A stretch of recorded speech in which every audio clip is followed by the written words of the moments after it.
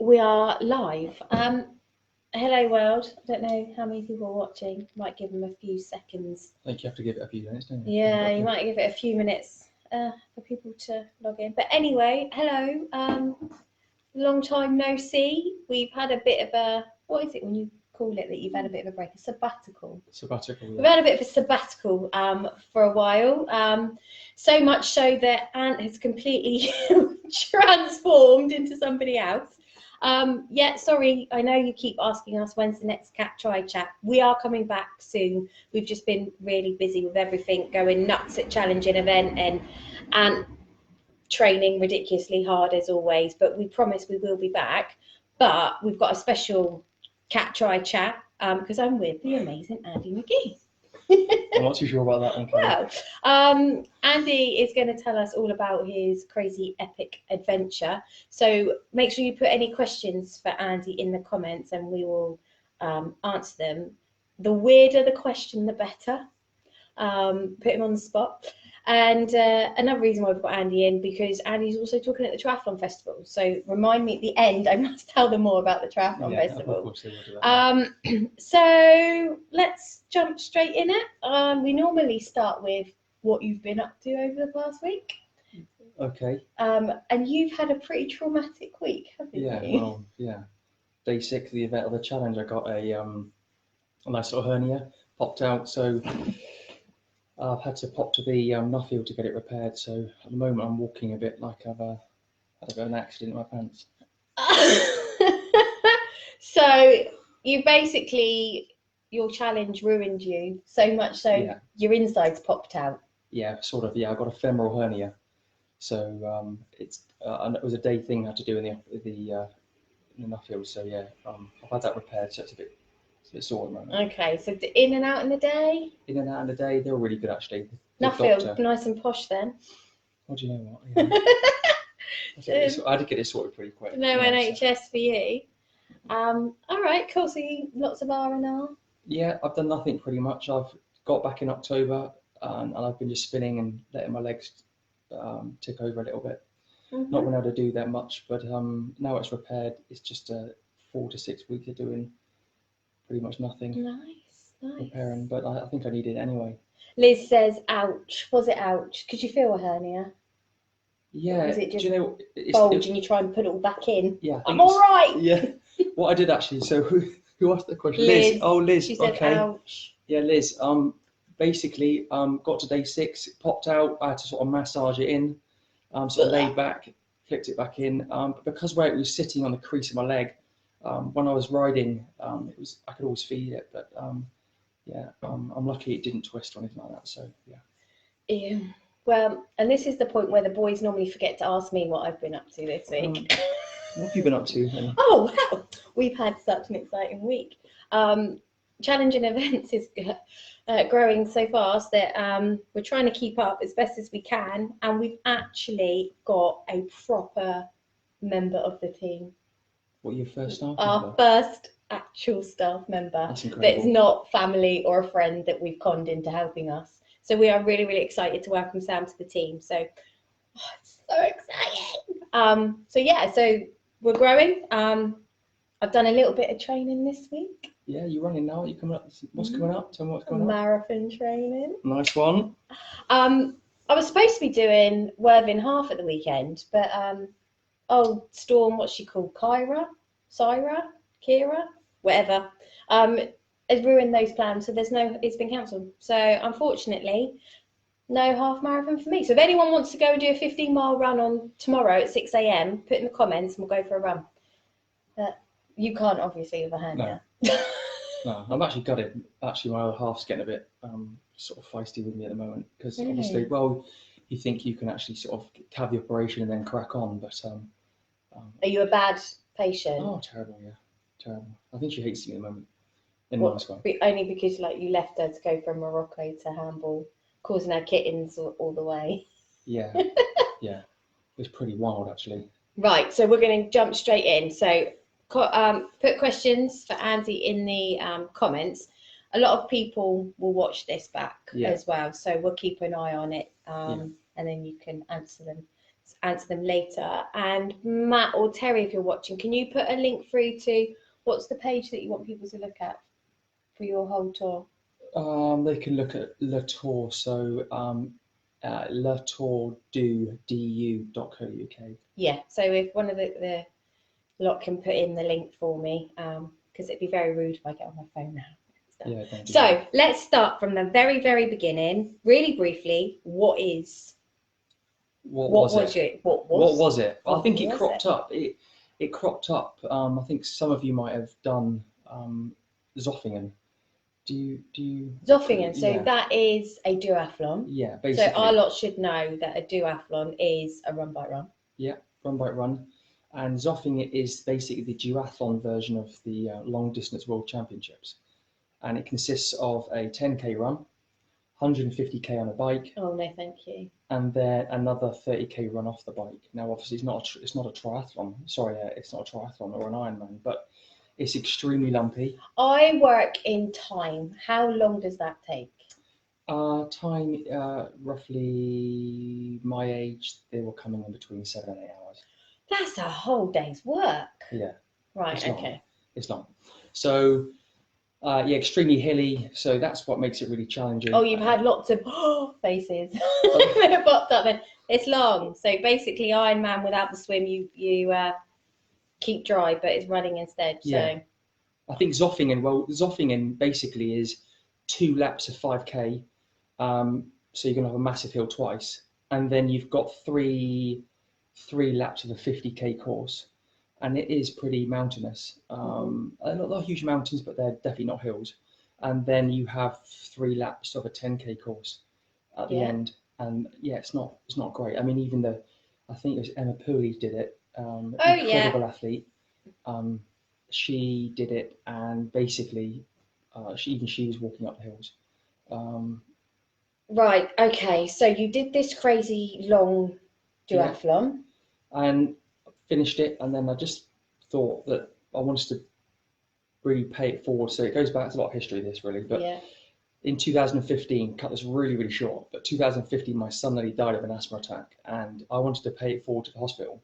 Yeah. And it was all about raising money for charity. So I thought, okay, Zofingen, how many of them can I do? So I spoke to Ant. I said to Ant, basically. Our Ant Gritton. Yeah. Your Ant. And I said, look, Ant, how many can you do? And he said, I don't know. But I said, well, how much time can you have off work? So I thought, I reckon my work colleague, Dan, over at my gym in Hamble, that he would probably survive doing 10 days in a row. So we just basically pulled it out of thin air that we try and do 10 Zoffingens. And it just worked out that 10 Zoffingens was pretty much Morocco back to Hamble. Did you just go get a map out and go Morocco? Or was Morocco special? No, it was actually inspired by Luke Taberski. So he did the ultra triathlon. Yeah. And that started in Morocco. And it just worked out that I thought of it, realised that he actually had already done it. Yeah. Then I watched the film or the documentary, and then thought, well, that's pretty much the same distance, give or take. So he did the triathlon version. I thought I'd just try and do the duathlon version. Okay, so you have a chat with Ant and go, I want to do this challenge. I'm going to go from Morocco to Hamble. I'm going to run my way home. Yep. And then what do you do? How do you tell your wife? It was pretty challenging. You have to pick it at the right moment. You do have to pick the right moment. No, I just sneak it on the calendar and I just go, what? It's always been on the calendar. Yeah, we do that actually. In fact, even this evening was in the calendar. Oh, it's on the calendar. It was in the calendar. So, yeah, it was basically throw it by Ant and say, look, mate, is this possible? And he said, look, people have done crazy things. So we sort of said, yeah. Then asked my wife Carly, said, look, Carly, can we do this? And she said, yeah, have a go, see how you get on.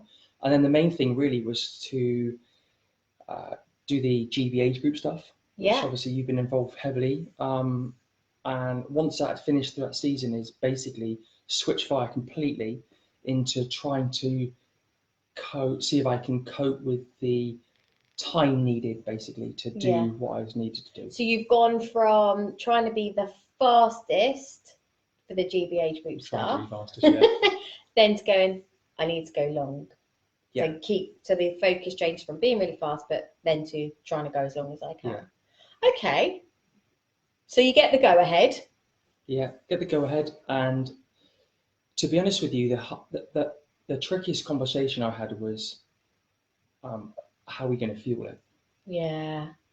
Because you have to eat about 10,000 calories a day. Do you know what? That is just music to my ears. I could eat 10,000 calories a reckon? day. Yeah, of course I could. No, mate, you'd be Think of surprised it. actually. No way.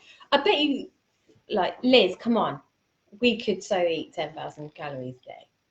Although, no, Liz can't at the moment, actually. Interestingly, have you ever? It got to the point where, I'll be honest with you, no, joking aside, after a few days of trying to eat 9,000 calories, mate, it actually annoys you. Yeah, and to be fair, if I've done like a long, hard run or done a race, I don't want to eat straight away. No. So it's really hard to try and work that out. Okay, right. So you've got the go ahead, you've got the plans, and then how do you start planning this type of thing? What do you pick up a map?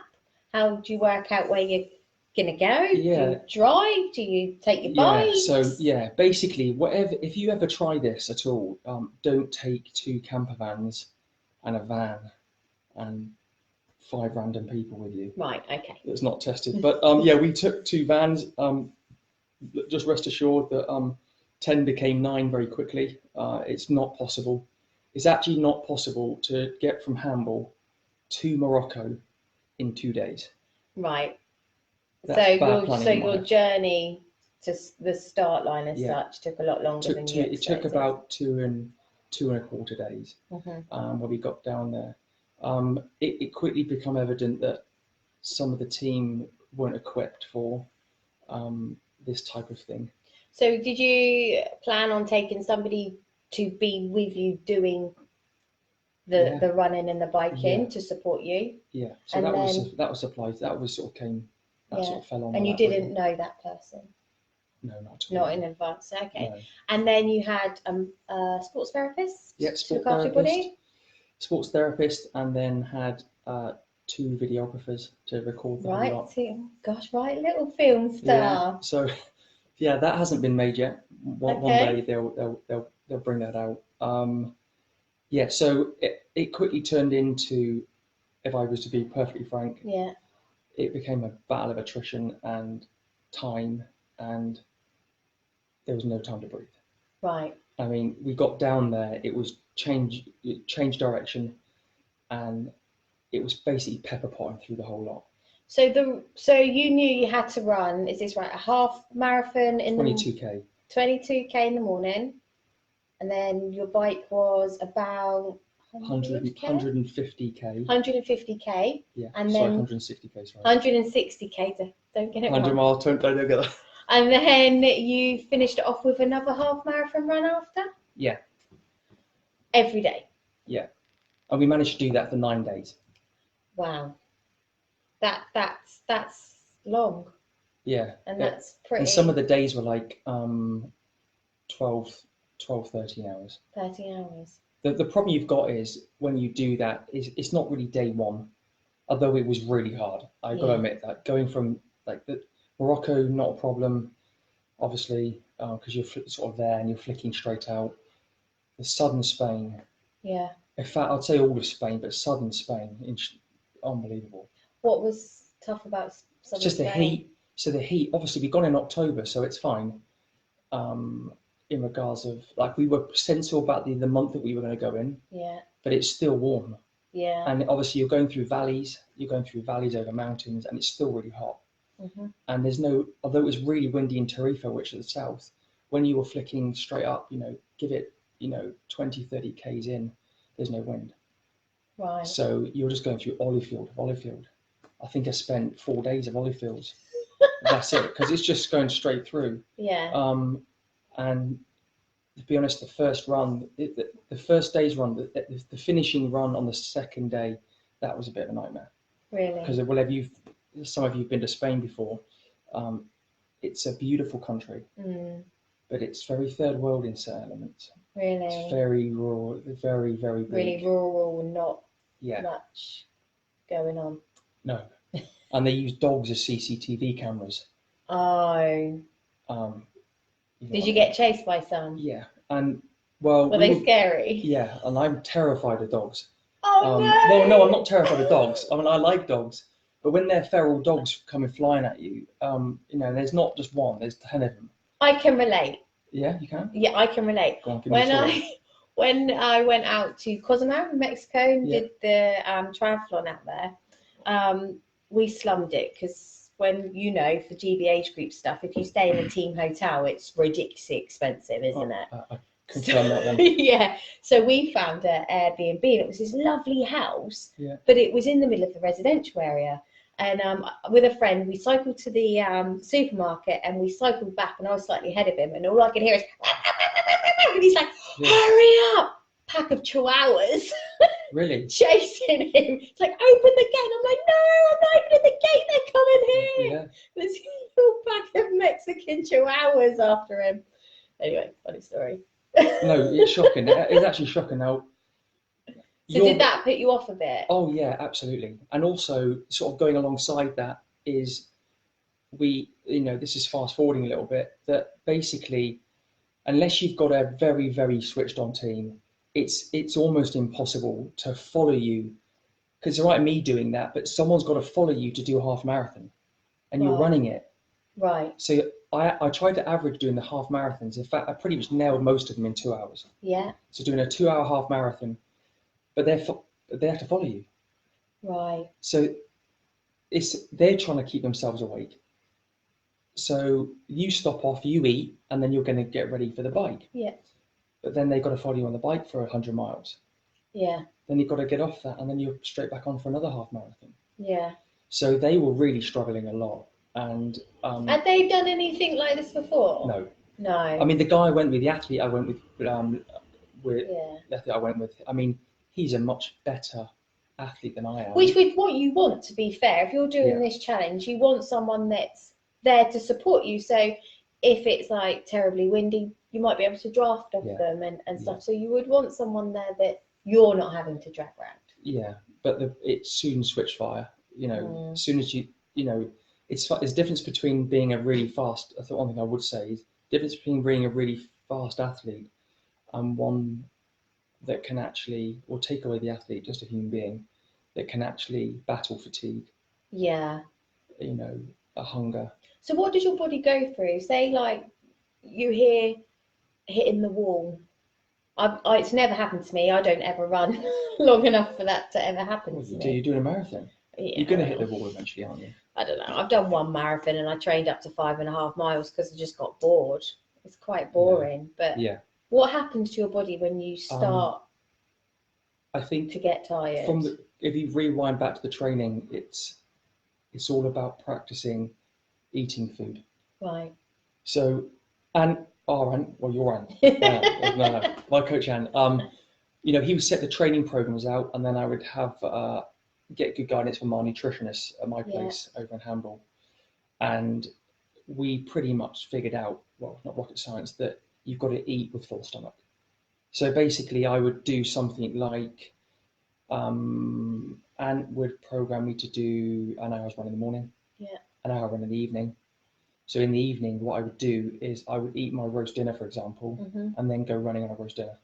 Oh, so you're used to being full? Used to being full. And I would just, the pace that I was trying to do, the 2 hour half marathon pace is what I pretty much,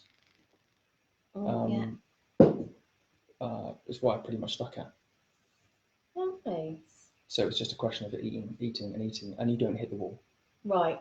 From a food perspective. So if you're well fueled, you should be able to keep going. I mean, there's a lot more to it. A lot of things can go wrong, injuries and speed, but I suffered with heat stroke on the second or third day. I can't remember now. Sugars. I could tell you lots of stories, but saddle sores. We'll save them for the triathlon festival. We don't want to give too much away. So saddle sores, that was pretty bad on how to manage that. Because obviously, so some of the, it's a culture shock really when you look at your training. So Nothing to do with what was programmed for me from Ant. He just prescribed and put out what was required. Yeah. But I've pretty much trained from home, as in, you know, we've got the Mian on the doorstep, haven't we? We've got the New Forest. Mm. The problem with that is they're lumps, they're not mountains. Mm-hmm. And when I went out to Spain, yeah, that's a different ball game. That And you're adding heat and heat, all of that. climbing 2 hours, 3 hours, What, just up? just up, Oh no. just up, like, you know, 40 k's uphill. Really? Yeah. And you go down, obviously takes you about 15 minutes. Brilliant. Get Hey! there. Yeah, well, next one. Oh, Next no. one. And that was pretty much it through the whole of it, through the whole of Spain. Sunflowers and olive trees. Oh, nice. Yeah, it's beautiful. Beautiful. So you went Morocco, Spain, and then France? Yeah. We're trying to think of a map, the way to Yeah. get home. So as the crow flies, going from Tarifa, which is down sort of in between Seville and Gibraltar. Yeah. Straight line, straight up. It goes straight through Bordeaux, through to Calais. Yeah. And then we came through Calais and obviously into the UK. But the France bit was much flatter. Was it? Oh, yeah.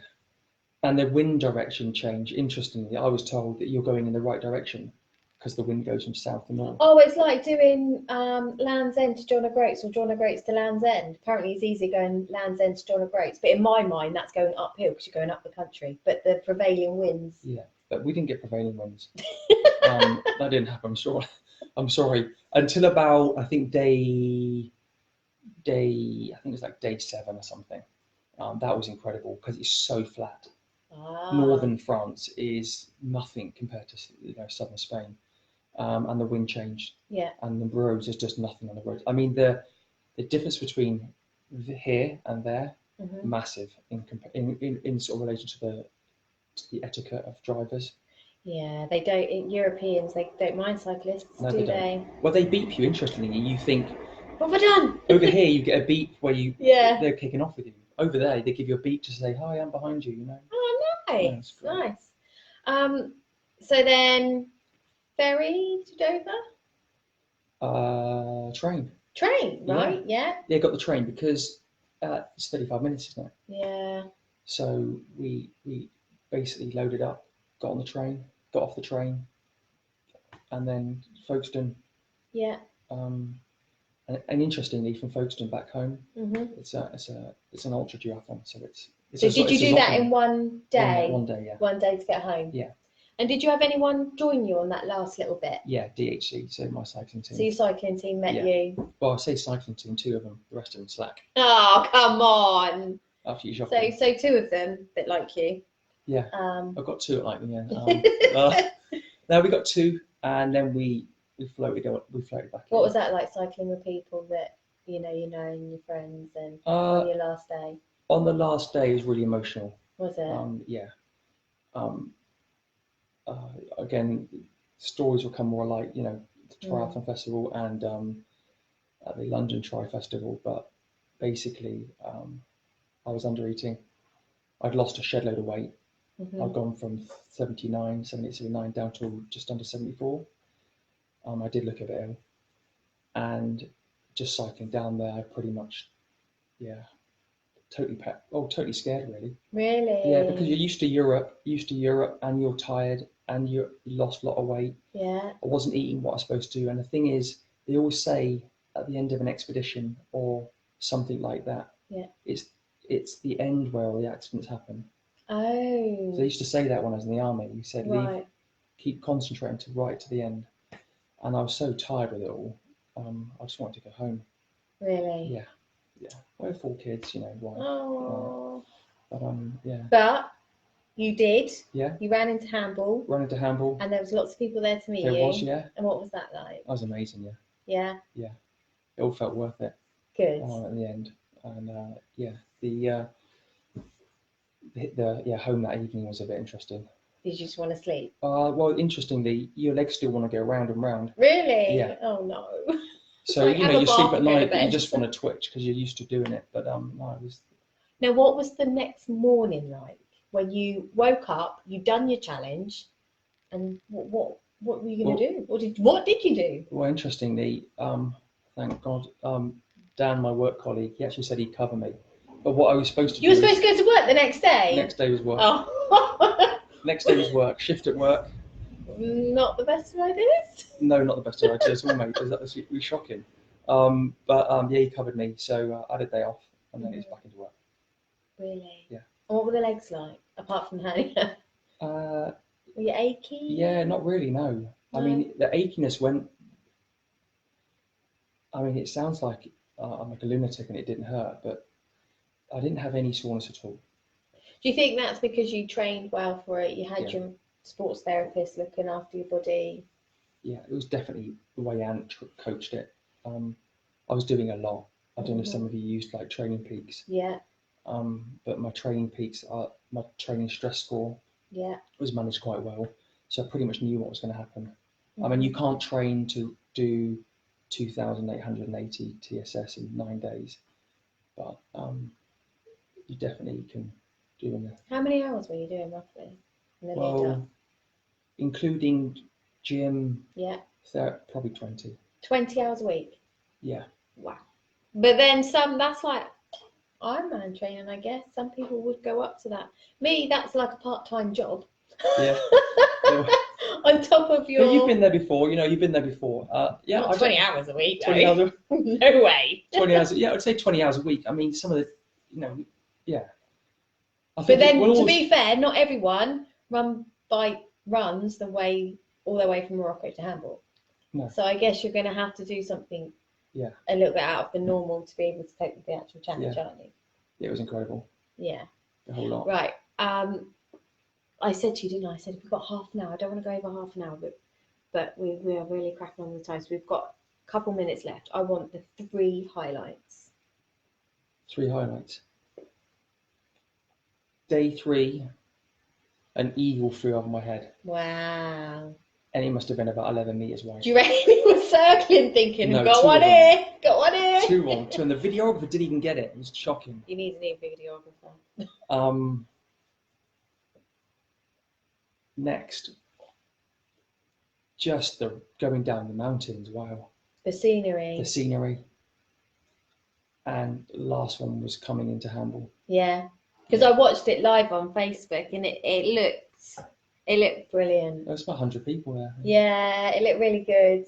It looked like everyone was behind you, willing you on, wanted, get through it, and it's just like, it's like when you go to the airport at Rivals Lounge, it's like watching all the emotion. Yeah, it's like, yeah, he's home, he did it. Yeah.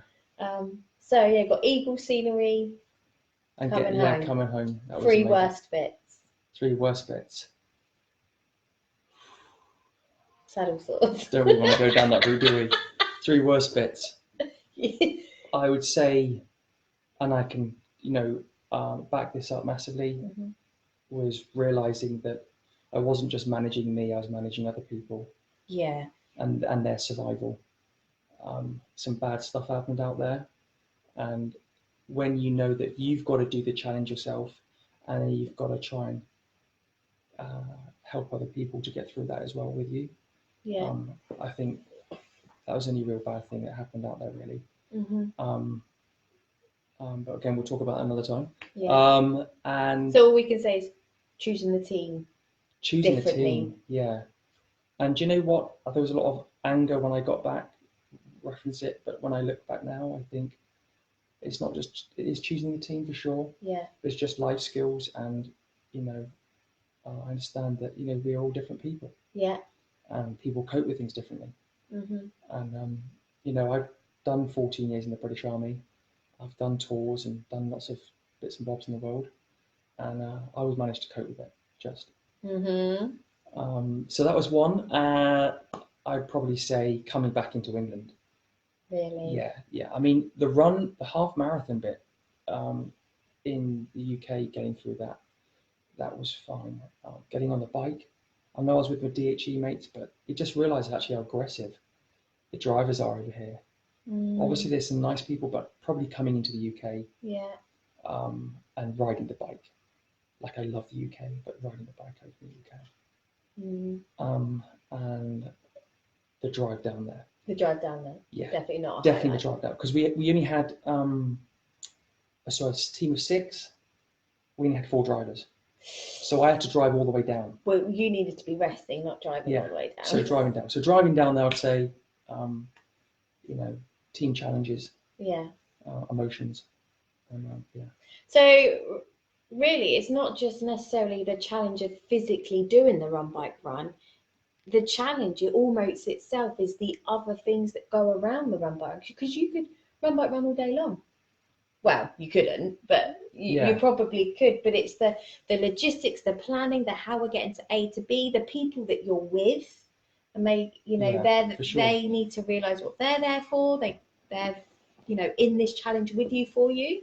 Yeah. And I'm very conscious of the thing that we haven't really spoken much about is we know why you wanted to do it, because you wanted to pay back the hospital for saving your lad's life, which is, you know, amazing, because you do. And you know, my son, he has epilepsy, and I remember the first ever seizure he had, and you just feel absolutely helpless, and you think, oh, you know, you don't know what to do.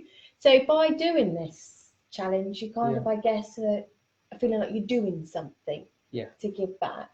But you were also raising money for another charity, weren't you? Yeah, Cash for Kids. Yeah. Cash for Kids. So it doesn't matter what charity. So it'll always be a kid-orientated charity, because at the end of the day, they're the future, aren't they? Yeah. But you've got to look after them. Yeah. If you look after them, they'll learn and go forward, can't we? Yeah. So you be able to put the fundraising thing in the link. So you guys can go and have a little look at the website, and there's I mean, this is a 10-day story, so we can't, and we don't want to talk about everything tonight, because Andy's coming to the Triathlon Festival, so you all probably know what the Triathlon Festival is. It's at the Aegeus Bowl on the 29th of February, and it's basically, it's kind of like a conference festival type thing. If you want to be a better triathlete, if you want to become a triathlete, if you want to know how to go longer, how to go faster, if you want to be inspired, it's a day for you. It's a day out with talks from really amazing coaches. We've got Simon Ward there, who is a really great triathlon coach. We've got Scott Murray, who coaches the Triathlon England Academy, and he's on a top coaching program himself. We've got Andy telling us a bit more about his story.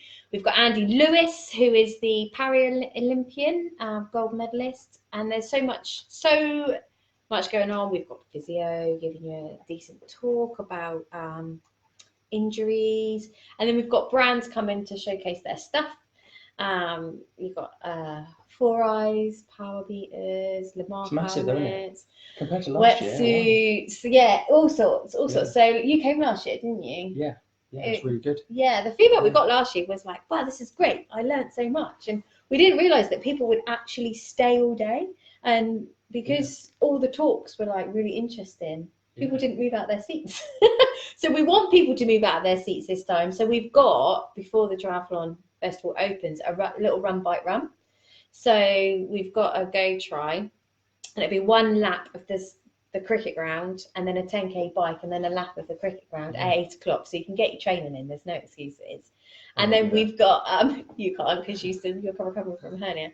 And then we've got throughout the day some strength and conditioning sessions going on as well. So it's very active, really educational, really inspiring. So I'll probably have to put a link in the comment box about that. Yeah, it'd be great. Yeah, can't wait. But before then, we've got Winchester 10k. Biggest one, we've got 2,000 people entered so far. That's incredible. Yeah, well done you. Giving me like nightmares already, but no, it's fine. So if you want to obviously run Winchester 10k, there's a few spots left. If you want a £25 race voucher to any of our events, come and marshal. I think marshalling is actually better than running sometimes, just to cheering those people on. Especially Winchester, top of the hill. Yeah, no, we flattened it. Why would you do that? Because people want fast 10Ks. So we flattened it. There's only 100 metres of elevation, which is only 50 metres more than Eastleigh. So people go, oh, Winchester, it's a hilly course. It's not. I mean, have you seen Swanage Triathlon? That's a hilly course. Yeah. Okay. Winchester's 100 metres. That's nothing. You've just ridden up mountains. What are you talking about? I'm just trying to egg you on to get a bigger. That's really good. Yeah. So we've got that, and then our triathlon season will kick off. Oh no, Lanzarote. I need to tell them all about Lanzarote. Get it on there. Yeah, 7th of March, we're going to Lanzarote, going on a warm weather training camp. We are full. We're taking 10 people out there, so we're technically full, but we've just weeked another coach in. So if you want to come on our warm weather training camp, then that's the 7th of March, for 7 days. You can come as long as, or all of it, or you can do 5 days. It's up to you. We've got one person that's looking for an apartment buddy. So I think we've got 1 2-bedroom apartment left. So she really, really wants to go, but she needs a buddy to share her apartment with. So if you want to come, let us know. What you got planned for the week? Me? Oh, yeah. The weekend, nothing pretty much. Pretty much recovering from what I've got. Yeah, honey. Dad duties weekend. Oh yeah, well every day's a dad duty. I love it. It's great. I'm kind of hoping that the football will be called off on Sunday with those storms. I don't really fancy standing out in a field watching the football. It's supposed to be like 56k winds. Yeah, I've moved my long run from Sunday to Saturday. Yeah. Because I don't want to be running in. What's your long run, by the way? At the moment, 15 miles. 15 miles. That's great. You'll be fine. So if anyone wants to spend 15 miles with me, I'm going at 6 o'clock tomorrow. 15 miles. Yeah, I don't think they'd be able to cope, to be honest.